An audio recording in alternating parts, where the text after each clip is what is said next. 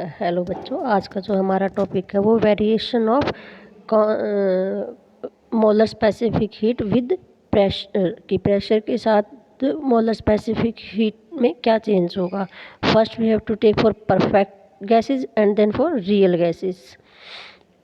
We know that Cp is equal to T into curly S by curly T at P. Constant molar specific heat at constant pressure is equal to T into curly S by curly T at P. हमने with respect to pressure देखना है, तो हम क्या करेंगे, pressure के respect में इसको डेरिवेटिव कर देंगे इसका। Then differentiating with respect to pressure at constant temperature. Then क्या हो जाएगा फिर ये equation, curly Cp by curly P at T is equal to, यहाँ पर प्रोडक्ट रूल लगेगा। पहले T को कांस्टेंट रख लिया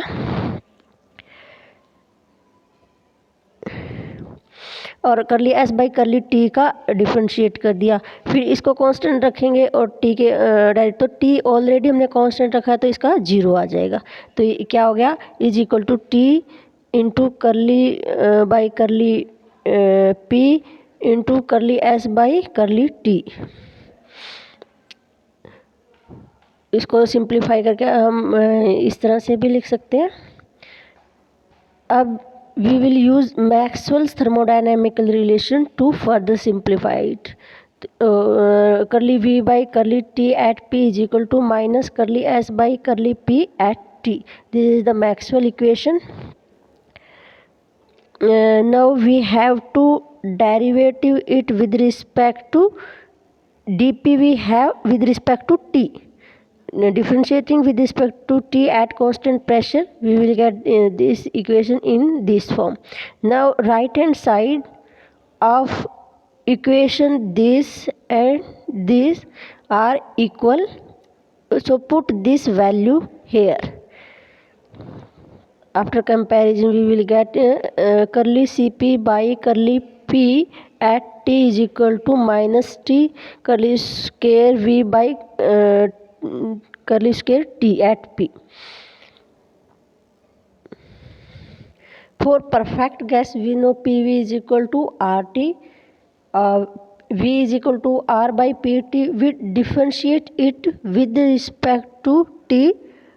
firstly curly V by curly T at P equal to R by P आ जाएगा, और फिर इसको दोबारा सेकेंड टाइम डेरिवेटिव करेंगे क्योंकि हमने ये इसकी वैल्यू निकाले फॉर द परफेक्ट गैसेस, तो इसको टेम्परेचर के रिस्पेक्ट में डबल डेरिवेटिव करेंगे। तो R by P is a constant value with respect to temperature, तो curly square V by curly square T क्या हो जाएगा, 0 हो जाएगा। तो यहाँ से हमने क्या कंक्लूजन निकालेंगे कि जो molar specific heat at constant pressure with respect to pressure does not change.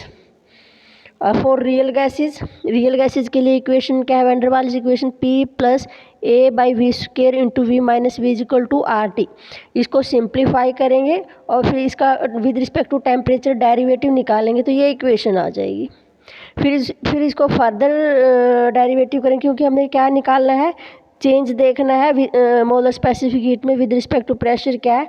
तो हमारी जो जनरल इक्वेशन आई है वो ये आई है, तो यहाँ पर वॉल्यूम को टेम्परेचर के रिस्पेक्ट में डबल डेरिवेटिव किया, तो हम इसका फिर सेकेंड टाइम डेरिवेटिव करेंगे, तो वो जो वैल्यू आई है सेकेंड टाइम डेरिवेटिव करने के बाद वो क्या आई है, नॉन जीरो आई है। तो इससे कंक्लूड हुआ है कि जो मोलर स्पेसिफिक हीट है फॉर द रियल गैसेज वो प्रेशर के साथ क्या है, चेंज हो रही है। मोलर स्पेसिफिक हीट की वैल्यू फॉर परफेक्ट गैस के लिए प्रेशर के साथ चेंज नहीं होती, और जो रियल गैसेज है उनमें विद प्रेशर के साथ चेंज हो रही है। नेक्स्ट फिर वेरिएशन निकालना है। अभी हमने molar specific heat at constant pressure निकाला था, अब वॉल्यूम निकालेंगे। Molar specific heat at constant volume with की कितना चेंज आ रहा है with respect to volume. Same उसी तरह से पहले परफेक्ट गैसेज के जनरल इक्वेशन निकालेंगे। Molar specific heat at constant volume की इक्वेशन क्या है, T into curly S by curly T at V। इसको with respect to volume differentiate कर देंगे कीपिंग टेम्परेचर कांस्टेंट, तो ये इक्वेशन आ जाएगी। अब सेम उसी तरह से मैक्सवेल इक्वेशन लेंगे और इस मैक्सवेल इक्वेशन का with respect to temperature derivative कर देंगे। यहाँ से हमारी जो इक्वेशन है ये किसकी फॉर्म में आ जाएगी, प्रेशर की फॉर्म में आ जाएगी। ये आगे इस अब जो राइट हैंड साइड है इस इक्वेशन की और इस इक्वेशन की दोनों की सेम, मतलब लेफ्ट हैंड साइड को इक्वेट कर दिया, ये इक्वेशन आगे या कंपेयर दोनों इक्वेशंस को कंपेयर कर दिया और कंपेयर करके सिंप्लीफाई करने के बाद हमें ये मिल गया। अब जो परफेक्ट गैसेज है उसके लिए इक्वेशन क्या है, P V is equal to R T. तो पी की वैल्यू क्या हो जाएगी, are T by we.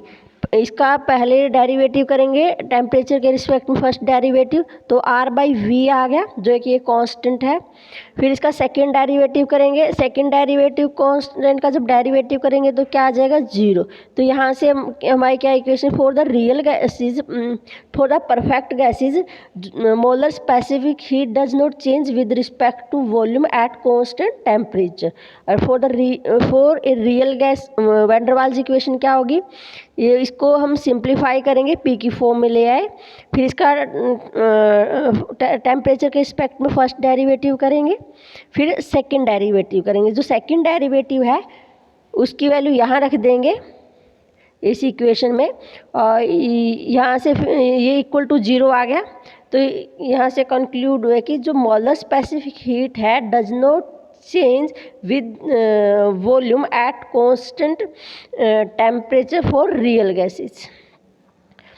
Next, variation of internal energy with volume for a perfect gas and real है। जो रियल इंटरनल एनर्जी है, अगर सिस्टम का वॉल्यूम अगर वो आइसोथर्मली एक्सपेंड हो रही है तो उसमें इंटरनल एनर्जी का कितना चेंज आएगा। फर्स्ट केस लेंगे परफेक्ट गैसेज के केस में और फिर रियल गैसेज के केस में। तो जो according to first law of thermodynamics, अगर सिस्टम को डेल क्यू हीट दे रहे हैं तो del Q is equal to D U plus P D V, और from the second law of thermodynamics del Q is equal to T D S. तो जो ये del Q is equal to T D S है, इसको first इस equation में रख देंगे इसकी वैल्यू। तो यहाँ से D U is equal to हो जाएगा T D S minus P D V. अब इस इक्वेशन को with respect to volume derivative करेंगे कीपिंग टेम्परेचर कांस्टेंट।